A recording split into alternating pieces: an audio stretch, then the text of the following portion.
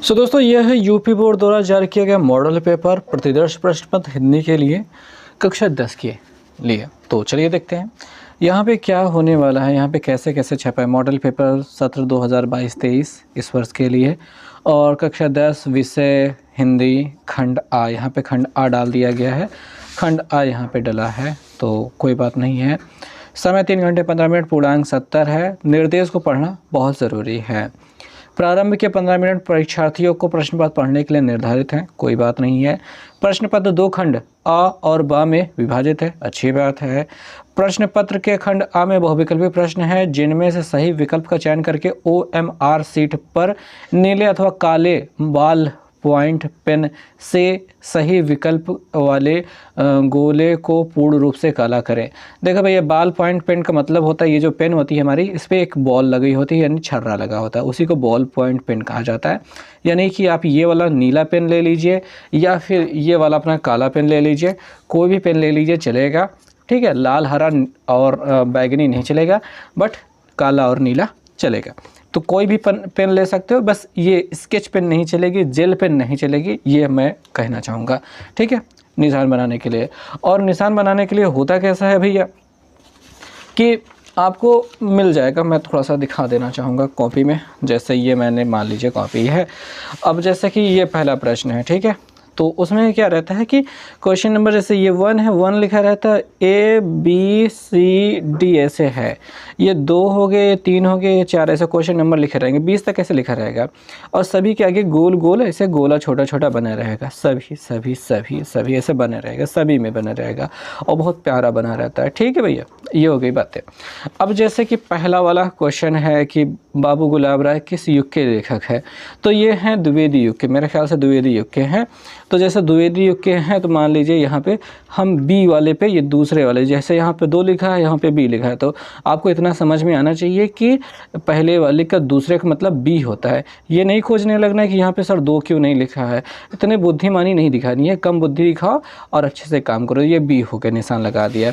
अब चिंतामणि किस विधा की रचना है, तो चिंतामणि क्या है, मान लीजिए निबंध है, क्या है, चिंतामणि मान लेते हैं निबंध है। तो दूसरे का दूसरे वाले का पहले वाले पे ऐसे गोला ऐसे बना दिया और पूरी तरीके से गोला करना है। ये ऐसे वाला सही नहीं चलेगा, ऐसे वाला नहीं चलेगा, और 2-2 पे निशान लगा दिया, ऐसे दोनों पे निशान लगा दिया, तब पर भी गलत हो गया, क्योंकि ये इंसान नहीं चेक करेंगे, कंप्यूटर द्वारा चेक होगा और दोनों पे से निशान पाएगा तो गलत कर देगा, ठीक है, कह देगा कि गलत है। और अगर कुछ बच्चे ऐसा चुन्नी से बना देते हैं तो ये भी नहीं चलेगा, पूरा रंगना है। और देख रहे हो कितना टाइम लग रहा है मुझे रंगने में, समझ में आ रहा है कितना रंगने में टाइम लग रहा है, बस इतना सा आपको लगेगा समय, ज़्यादा समय नहीं लगेगा। दिखाई दे रहा है ना मैं कैसे कर पा रहा हूँ, बस ऐसे ही करना है। ये हो गया, बस ऐसे चल जाएगा। तो ये आपको समझ में आ गया ना कि काले या नीले कोई से भी कर सकते हो, बस एक ही पेन उठाना, उसी से कर डालना, ठीक। आगे है कि खंड आ में बहुविकल्पी प्रश्न हेतु प्रश्न के लिए 1 अंक निर्धारित है, यानी सभी प्रश्न 1-1 नंबर के हैं, वो तो ये सामने लिखा ही है। और प्रश्न पत्र खंड आ के प्रश्नों के हल हेतु 1 घंटा और खंड बा के प्रश्नों के हल हेतु 2 घंटे निर्धारित समय निर्धारित है। अब ये तो कुछ ज़्यादा ही खतरनाक काम हो गया भैया कि मतलब OMR सीट वाला भरने वाला जो क्वेश्चन है वो 1 घंटे में भरेंगे, ये वाला 20 क्वेश्चन। मेरे ख्याल से 1 घंटा तो नहीं लगेगा, 20 क्वेश्चन है तो 20 मिनट बहुत मैक्सिमम लग सकता है, क्योंकि क्वेश्चन है भैया जैसे ये पढ़ा है, आपको याद है तो लगा पाओगे, और नहीं याद है तो कौन सा ही लगा पाओगे, गलत ही हो जाएगा ना। तो बहुत अच्छी सी बात है कि 20 क्वेश्चन है तो मतलब 20 मिनट ही समय लगेगा। वो ये तो अपना मजाक कर रहे हैं, बाकी आप ठीक है OMR सीट को ना भर पाएँ तो चिंता ना करें, ठीक है, थोड़ा सा जितना भर सकें उतना भर दें, अब बाकी नकल करने के लिए छोड़ दें कि बाद में अगर कोई कहीं से पता चल गया या फिर आपको याद आ गया तब निशान लगा लीजिएगा। बाकी खंड बा को आप शुरू कर दीजिएगा हल करना, ये नहीं कि आप 1 घंटे इसका इंतज़ार कीजिए फिर 2 घंटे उसको भरिए, क्योंकि ऐसे में तो लफड़ा हो जाएगा ना। वैसे जैसा आपको होगा वो एग्ज़ाम में बताया जाएगा, वैसे ज़्यादा लफड़ा वाला काम तो नहीं होगा। प्रत्येक प्रश्न के सम्मुख उसके अंक निर्धारित अंक दिए गए हैं, तो वो तो सिंपल सी बात है। तो बहुविकल्पी प्रश्न आप देख सकते हो, तो यहाँ पे ऐसे ऐसे दिया गया, 3 क्वेश्चन इधर के हो गए हैं और यहाँ पे ऐसे भरे हैं, ये देखो क्वेश्चन है और ये सारे क्वेश्चन है, सब बहुविकल्पी प्रश्न हैं, कैसे हो सकते हैं, वो अपने क्वेश्चन के हिसाब से रहेंगे। मैं आपको पूरा पेपर दिखा रहा हूँ कि ये संस्कृत के भी क्वेश्चन है कि फलस से शब्द का चयन और विभक्ति वाला, मतलब वचन और विभक्ति वाला है, वो तो बात अलग हो गई। चलो अब आ जाते हैं खंड बा वाला, हम दिखाते हैं, अभी पहले दिखा देते हैं, उसके बाद अभी बहुविकल्पी प्रश्नों को हल भी करवाएंगे हम इसी वीडियो में, पर वही थोड़ा देख लीजिए। यहाँ पे देख रहे हैं कि आपको दिखाई दे रहा है कि खंड बा वर्णनात्मक प्रश्न शुरू हो गया, 50 नंबर का है। और यहाँ पे निम्न प्रश्न एक, निम्नलिखित गद्यांश पर आधारित 3 प्रश्नों के उत्तर दीजिए। 3 दुनिया 6 नंबर का है, ठीक है। ये गद्यांश आपने यहाँ से यहाँ तक पढ़ लिया। पढ़ने के बाद उपर्युक्त गद्यांश का संदर्भ यानी किस पाठ से लिया गया है, इसके लेखक कौन है, ये सारी चीज़ें लिखना है। और गद्यांश में रेखांकित अंश की व्याख्या, यहाँ से यहाँ तक जहाँ तक लाइन लिखी है इसका क्या मतलब समझ में आ रहा है, आप इसमें बढ़ा चढ़ा के कितना लिख सकते हैं वो आप लिख दीजिए, ठीक है। और उसके बाद यहाँ पे लेखक के अनुसार समाज में विभिन्नता को देखकर एक, मतलब ऐसा कुछ हो गया है। तो ये जो प्रश्न है इस प्रश्न का उत्तर आपको इसी में मिलेगा। तो लेखक के अनुसार क्या हो रहा है उस बात को थोड़ा बहुत पढ़िए, इसमें समझिए और उसके बाद अपने हिसाब से बना करके लिख दीजिए। अब इन 3 प्रश्नों को आप ना कर पाएँ, आपको ना अच्छा लगे तो ये वाला आप गद्यांश उठा लीजिए, यहाँ से यहाँ तक पढ़िए और वही सेम चीज़ें रहेंगी। गद्यांश में उपर्युक्त संदर्भ लिखना है, रेखांकित अंश का व्याख्या और एक प्रश्न का उत्तर, जो इसी में आपको देखने को मिल जाएगा। ये इन दोनों में से, ठीक है। यहाँ पे अथवा का मतलब या तो ऊपर वाला कीजिए या तो इसको कीजिए, ये होता है इसका मतलब। अब आ जाते हैं यहाँ पे दूसरे प्रश्न में। प्रश्न में आपको दिया गया है, दिए गए पद्यांश पर आधारित 3 प्रश्नों के उत्तर दीजिए। सेम वही काम हो गया, ये पद्यांश है, इसका संदर्भ हो गए, रेखांकित जहाँ किया गया उसकी व्याख्या हो गई और कोई प्रश्न एक पूछ लिया जाएगा। जैसे इसमें अलंकार पूछ लिया गया, इसमें कौन सा अलंकार लगा हुआ है ये पूछ लिया। अब ये प्रश्न आप कर पाएँ तो करें, नहीं तो ये वाला कर लें, इसमें भी वही 3 प्रश्न रहेंगे, ठीक है। इसके 3 प्रश्न यहाँ पे पीछे आपको दिखाई दे रहे हैं। अच्छा, इस प्रश्न के बाद अब आपको क्या देखने को मिल रहा है, प्रश्न संख्या 3, दिए गए संस्कृत गद्यांश में से किसी एक का संदर्भ सहित हिंदी में अनुवाद, यानी कि आपको इसका संदर्भ देना है, यानी किस पाठ से लिया गया है, लेखक तो होंगे नहीं, बस पाठ का नाम बता देना है और उसके बाद इसका हिंदी में अनुवाद कर देना है। केवल अनुवाद करना है, व्याख्या नहीं करनी है, ठीक। या फिर आप इसका कर दीजिए, ठीक। यहाँ से ये 4 लाइन वाला है, ये 3 लाइन वाला है, तो किसी भी एक का कर सकते हैं आप, जो भी आपको याद रहे। चौथा प्रश्न देखेंगे तो दिए गए संस्कृत पद्यांश में से किसी एक का संदर्भ सहित हिंदी में अनुवाद। अब इसका संदर्भ देना और हिंदी में अनुवाद, मतलब बस हो गया बात, ठीक है। तो ये प्रश्न हो गया चौथा, इन दोनों में किसी एक का। अगला हो गया 5वां प्रश्न, दिए गए पठित खंड काव्य पर आधारित किसी एक का उत्तर दीजिए। सभी जिलों में अलग अलग अपना खंड काव्य चलता है। जैसे मैं इलाहाबाद से हूँ तो यहाँ पे सूतपुत कर्ण चलता है, तो ये जो कर्ण वाला हिस्सा है हमारे यहाँ पे सूतपुत कर्ण चलता है। आपके ज़िले में क्या चलता है आप अपने हिंदी वाले टीचर से पूछ सकते हैं, ठीक। ये वाला हो जाएगा। फिर छठा वाला क्वेश्चन में आ जाएंगे। अच्छा, यहाँ पे ध्यान दीजिए कि इसमें 2-2 प्रश्न सभी प्रश्नों में हैं, तो आपके ज़िले के अनुसार ही याद कीजिएगा, नहीं तो बिना ज़िले वाला कर देंगे तो फिर दिक्कत हो जाएगी, ठीक। छठा वाला क्वेश्चन है, दिए गए लेखकों में से किसी एक का जीवन परिचय और उनकी प्रमुख रचना को उल्लेख कीजिए। तो ये सब लेखक है, उनका जीवन परिचय लिख दीजिए और उनकी प्रमुख रचनाएं, उन्होंने कौन सी किताबें लिखी, कौन सी कहानियाँ, जो भी आपको याद हो वो लिख दीजिए। बस इतने में आपको देखिए, रचना के नाम लिखने के लिए 2 नंबर मिलेगा, जीवन परिचय के लिए 3 नंबर मिलेगा, टोटल 5 नंबर है। और यहाँ पे कवियों के बारे में सेम वही बातें हो गई हैं, ठीक है। तो ये हो गई बातें, ओके। अब वाले आगे जब चलेंगे तो यहाँ पे 7वां प्रश्न आता है, अपनी पाठ्य पुस्तक से कंठस्थ कोई एक श्लोक कर दीजिए, लिख दीजिए जो प्रश्न पत्र में ना आया हो, नहीं तो वही छाप दो, दिक्कत हो जाएगी। आपको अलग से एक श्लोक लिख देना है। अब ये जो प्रश्न है वो 2 नंबर का रहेगा, ठीक है।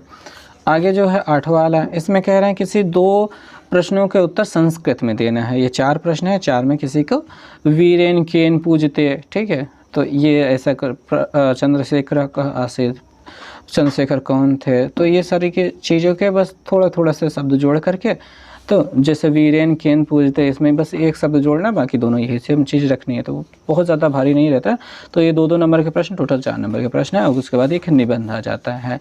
तो देखिए, पर्यावरण संरक्षण, आतंकवाद और जनसंख्या और लाभ हानि और नर नारी सशक्तिकरण, ये जो दिए गए हैं ये तो एकदम इम्पोर्टेंट है और याद रखिए कि इन्हीं में से आने वाला है, कोई ना कोई तो रहेगा ही आपके एग्ज़ाम में, ठीक। तो कोई भी याद कर लेंगे, सब काम हो जाएगा। और निबंध का 9 नंबर का ये पेपर रहता, निबंध रहता है, तो आप कर पाएंगे। तो पूरा पेपर तो आपने देख लिया, समझ लिया। अब हम क्या करते हैं, प्रश्नों के उत्तर देखते हैं। तो भैया यहाँ पे जो प्रश्न आ जाता है, सबसे पहला प्रश्न तो यही है कि बाबू गुलाब राय किस युग के लेखक हैं। तो बाबू गुलाब राय जो हैं द्विवेदी युग के लेखक हैं, ठीक है। महावीर प्रसाद द्विवेदी जो थे, तो उस युग के ये लेखक हैं बाबू गुलाब राय, ठीक। ये हो गया। चिंतामणि किस विधा की रचना है। तो चिंतामणि निबंध विधा की रचना है। आचार्य रामचंद्र शुक्ल ने चिंतामणि लिखे थे, तो ये उनकी रचना है, निबंध है चिंतामणि। बस आपको ऐसे ही निशान लगा देना है, याद रहेगा तो आप लगा पाएंगे। अब अगला है कि गबन किसकी रचना है। गबन जो है मुंशी प्रेमचंद का उपन्यास है, ठीक है। तो गबन मुंशी प्रेमचंद का उपन्यास है। मुंशी प्रेमचंद के और भी हैं, गबन, गोदान, सेवा सदन और ऐसे करके कई हैं उपन्यास। तो अगला वाला प्रश्न आ जाते हैं। इसमें पूछा जा रहा है कि शुक्ल युग की समयावधि क्या है, मतलब शुक्ल युग कब से कब तक रहा था। ये 1919 याद रखिए, ठीक है। चौरा चौरी कांड भी 1919 में, जलियांवाला बाग हत्याकांड 1919 में हुआ था। तो शुक्ल युग की समयावधि 1919 से शुरू हो गया 1938 तक है। ये हो गई बातें। अगला है कि नीड़ का निर्माण फिर किस विधा की रचना है। तो ये एक आत्मकथा है। किसमें की आत्मकथा है, ये है भैया आपके हरिवंश राय बच्चन जी की आत्मकथा। अमिताभ बच्चन के पिताजी हरिवंश राय बच्चन, उनकी आत्मकथा है नीड़ का निर्माण फिर। आपको एक कविता भी सुनने को मिली थी, नीड़ का निर्माण फिर नेह का आह्वान फिर वह चली आंधी की दम में छा गया सहसा अंधेरा, धूलि धूसर बादलों ने भूमि को इस भांति घेरा, वही वाली कविता, ठीक है। तो नीड़ का निर्माण फिर आत्मकथा है। प्रिय प्रवास किस युग की रचना है। तो प्रिय प्रवास की अगर बात करें तो प्रिय प्रवास द्विवेदी युग की रचना है, द्विवेदी युग की है। और ये प्रिय प्रवास जो है महाकाव्य है अयोध्या सिंह उपाध्याय हरिऔध का। प्रिय प्रवास अयोध्या सिंह उपाध्याय हरिऔध का महाकाव्य है, ठीक है। सारी डिटेल्स मैंने लिख के रखी है, देखिए भैया यहाँ पे मैंने लिख के रखी है, यहीं से मैं बता रहा हूँ। प्रिय प्रवास द्विवेदी युग महाकाव्य है और अयोध्या सिंह उपाध्याय हरिऔध के हैं।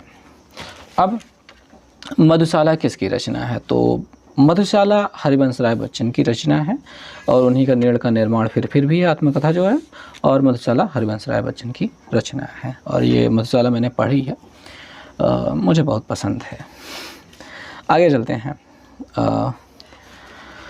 भारत भारती किसकी रचना है। तो भारत भारती जो है भैया आपके मैथिली शरण गुप्त का काव्य है, मतलब मैथिली शरण गुप्त की रचना है और ये काव्य है। काव्य मतलब कविता है भारत भारती, ठीक। आधुनिक काल यानी कि आधुनिक काल जो हिंदी काव्य साहित्य का आधुनिक काल है वो कब से कब तक। तो ज़्यादा सोचने की ज़रूरत नहीं है। आधुनिक काल जब कहा जाए तो अब तक वाला देख लिया करो, मार दिया करो, ठीक है। आधुनिक मतलब अभी का जो हो रहा है, तुरंत वाला समय का। तो अब तक जिसमें लिखा रहा है तो वो वाला 1843 से अब तक वाला मार हो गया, ठीक। मतीराम किस युग के कवि थे। तो मतीराम जो है वो रीतकालीन कवि हैं, रीतकालीन, चौथा वाला विकल्प इसमें सही रहेगा, ठीक। ये हो गई बातें। अगला है हास्य रस का स्थायी भाव का क्या है भैया। तो हास्य रस का स्थायी भाव हास होगा, ठीक है, हास, ठीक है, हास। अगला है सोहत ओढ़े पीत पट श्याम सलोने गात मनो नीलमणि शैल पर आपत पर्यो प्रकाश। उपरोक्त पंक्ति में कौन सा अलंकार है। तो जब ये अलंकार की बात करेंगे तो इसमें उत्प्रेक्षा अलंकार होगा। उत्प्रेक्षा अलंकार जहाँ पे मन मानो जनु जानो वाले शब्द का प्रयोग हो, जैसे यहाँ पे मनु हो रहा है, तो इस वजह से यहाँ पे उत्प्रेक्षा कह देंगे। ये इसका जो होता है जानने का एक तरीका होता है। अगला है कि रोला छंद में कुल कितने चरण होते हैं। तो 4 चरण होते हैं भैया, 11-13 मात्राएं होती हैं, यानी कि पहले और तीसरे में 11-11, दूसरे और चौथे में 13-13 मात्राएं होती हैं। अगले वाले में चलते हैं। आकर्षण में किस उपसर्ग का प्रयोग किया गया है। तो इसमें बड़ा आ दिखाई दे रहा है, वही वाला यहाँ पे उपसर्ग के रूप में प्रयोग किया गया है। प्रत्यय के कितने भेद होते हैं। तो प्रत्यय के जो होते हैं वो 2 भेद होते हैं, कृत प्रत्यय और तद्धति प्रत्यय। तो 2 भेद आप याद रखेंगे, अगला है पीतांबर में कौन सा समास है? पीला है अंबर जिसका, यानी कि भगवान विष्णु, तो इसमें कर्मधारय समास है। ठीक, कर्मधारय समास है। अगला है आंसू का तत्सम रूप। ठीक, तत्सम रूप जो होगा वो अश्रु होगा, अश्रु, पहला वाला विकल्प अश्रु। अगला वाला प्रश्न देखेंगे 18 नंबर है कि इसमें कहा गया कि यण संधि का सूत्र क्या है? तो यण संधि का सूत्र जो होता है वो ईको यणचि, ये यण इसमें भी शब्द आ रहा है ना, यणचि, यण से यणचि, ईको यणचि। ठीक है, वृद्धि संधि का होगा वृद्ध रेचि होता है। तो और दीर्घ स्वर संधि का ये अक सवर्णे दीर्घ, इसमें दीर्घ, और अधगुण ये गुण संधि का होगा। तो बस ऐसे ही समझा करें। ईको यणचि, ईको यणचि का मतलब होता है छोटी ई या बड़ी ई के बाद कोई अन्य स्वर आए तो ई का या हो जाता है, ई का या बन जाता है। ये जो ई दिखाई दे रहा है वो या बन जाता है, ईको यणचि, यण संधि का ये सूत्र है। अब अगला है कि फलस्य शब्द में वचन और विभक्ति। अब जो फलस्य होते हैं, फल के जो रूप होते हैं वो अगर आपको याद रहेंगे तो आप कर पाएंगे। फिलहाल ये जो फलस्य है जो आपका षष्ठी विभक्ति एक वचन, जो षष्ठी विभक्ति एक वचन जो दिखाई दे रहा है, पहला वाला विकल्प यही सही है। अपठत जो है इस धातु का, अपठत धातु का वचन और पुरुष अगर आपको कहा जाए तो भाई अपठत धातु का ये प्रथम पुरुष एक वचन होगा, प्रथम पुरुष एक वचन, और ये लंग लकार का रहेगा। तो इसी के साथ ये 20 जो आपके हैं ख़त्म हो जाते हैं। अब आप देख पा रहे होंगे कि हमने 10 मिनट तक पूरे पेपर को एनालाइज किया, और अगर आपको ये पूरा बहुविकल्पी प्रश्न आता है तो आपने 6 मिनट में पूरा निपटा दिया है। ठीक है, 6 या 7 मिनट लगेंगे निशान लगाने में। प्रश्न देखा, उत्तर याद है, लगा दिया। तो अगर आपको याद रहेगा तो आप इतना तेज कर पाएंगे, 1 घंटे का समय इसमें नहीं लगता है। परंतु जब याद नहीं रहे तो क्या करेंगे, सोचते नहीं बैठे रहना है, इन प्रश्नों पर आ जाना है, इनको करने का प्रयास करना शुरू कर देना है।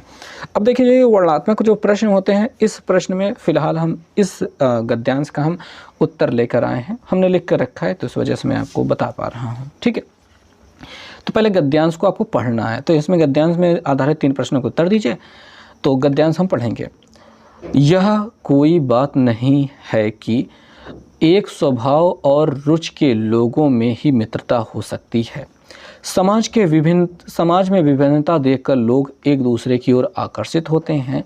जो गुण हम में नहीं है, हम चाहते हैं कि कोई ऐसा मित्र मिले जिसमें वह गुण हो। चिंताशील मनुष्य प्रफुल्लित चित्त का साथ ढूंढता है, निर्बल बलि का और धीर उत्साही का। उच्च आकांक्षा वाला चंद्रगुप्त युक्ति और उपाय वाले चाणक्य का मुँह ताकता था। नीति विशारद अकबर मन बहलाने के लिए बीरबल की ओर देखता था। तो यहाँ पे मित्रता के बारे में बताया जा रहा है कि अलग अलग रुचि वाले जो लोग होते हैं वो भी ठीक अलग अलग स्वभाव वाले लोग में भी मित्रता होती है। अब यहाँ पे उपरयुक्त गद्यांश का संदर्भ लिखना है। अब जो संदर्भ होता है वो क्या है, संदर्भ हमने यहाँ पे लिख कर रखा है, संदर्भ देखेंगे। प्रस्तुत गद्यांश हमारे पाठ्य पुस्तक के गद्य खंड में संकलित मित्रता नामक पाठ से लिया गया है। इसके लेखक आचार्य रामचंद्र शुक्ल हैं। अब देखिए आपको संदर्भ काले से डालना है और ये वाला पूरा मटेरियल नीले से लिखना है। आप चाहे तो काले से आप इसमें ऐसे लाइन खींच दें, मित्रता में लाइन खींच दें, आचार्य रामचंद्र शुक्ल के नीचे ऐसे लाइन खींच देंगे काले से, जब आप नीले से लिखेंगे तब। ठीक है, तो आपको इतना सा लिख देना है और इतना पर्याप्त रहेगा। वैसे लोग इसमें और भी चीज़ों को ऐड करते हैं, लेकिन अपन सस्ते आदमी हैं, इतना ही कर लेंगे, बहुत बड़ी बात है। अब है गद्यांश में रेखांकित अंश की व्याख्या। रेखांकित अंश देखते हैं तो यह कोई बात नहीं है कि एक स्वभाव और रुचि के लोगों में ही मित्रता हो सकती है। समाज में विभिन्नता देखकर लोग एक दूसरे की ओर आकर्षित होते हैं। अब यहाँ पे रेखांकित भाग कहता है कि जो अलग अलग रुचि वाले लोग हैं वो भी मित्रता रखते हैं। तो उसी की व्याख्या यहाँ पे हम कुछ इस प्रकार से करेंगे कि कहा जाएगा कि शुक्ल जी का कहना है कि, तो ऐसे शुरू करना या फिर ऐसे लिख लेना है, लेखक का कहना है कि, ऐसे शुरुआत करना है। और दो मित्रों में मित्रता के लिए यह बात महत्वपूर्ण नहीं है कि उनका स्वभाव भी एक सा हो, ये उसमें कहा गया था। ठीक है, महत्वपूर्ण बात यह है कि वे एक दूसरे से कितना सहानुभूति रखते हैं। यदि वे परस्पर सहानुभूति रखते हैं तो विपरीत स्वभाव वालों में भी मित्रता कायम रहती है, ये लिख दिया। जैसे श्री राम और लक्ष्मण की मित्रता या दुर्योधन और कर्ण की मित्रता, ये एक उदाहरण के साथ लिख दिया तो ये खतरनाक हो जाएगा भैया, और इसके बाद अब कुछ बचा ही नहीं है। कुछ उदाहरण अगर आपको समझ में आए तो लिख देंगे, और इसके बाद ये पूरा हो गया, बस बात खत्म हो गई, व्याख्या हो गया। अब जो इसमें अगला हिस्सा है वो ये कहना चाहता है कि लेखक के अनुसार समाज में विभिन्नता देखकर लोग एक दूसरे की ओर क्यों आकर्षित होते हैं, विभिन्नता को देखकर लोग क्यों आकर्षित होते हैं। तो उसका उत्तर देखेंगे कि लेखक के अनुसार समाज के लोग विभिन्नता देखकर एक दूसरे की ओर इसलिए आकर्षित होते हैं कि, 2 लाइन तो इसी में चला गया प्रश्न को समझाने में ही, ताकि उनसे वे उन गुणों का लाभ उठा सकें जिन गुणों की कमी वे अपने अंदर महसूस करते हैं। जैसे निर्बल व्यक्ति बलवान से, और धीर व्यक्ति उत्साही से, चिंताशील व्यक्ति, ठीक है, यहाँ पे धीर व्यक्ति जो हो गया उत्साही, हमने नकल सही से नहीं किया, ठीक है, जो धीर व्यक्ति है उत्साही से, और जो चिंताशील है प्रफुल्लित चित्त से। तो यहाँ पे उत्साही से नहीं प्रफुल्लित चित्त से लिखना चाहा, और वो यहीं से निकल करना था। ठीक है, तो बस इतना सा लिख दिया और काम हो चुका है भाई। 4-5 लाइन हो गई, बस इतना पर्याप्त है। ठीक है, तो इस प्रकार से अब इसके आगे का हमने आंसर नहीं लिखा है।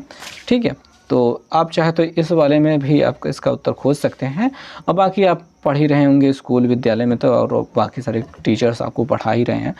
तो हमने जो आपको समझाना था वो हमने समझा दिया है, और आगे की वीडियोस में कुछ और भी कोशिश करेंगे कि आपको समझा सकें। ठीक है, इस वीडियो में बस इतना ही। देखने के लिए बहुत बहुत धन्यवाद।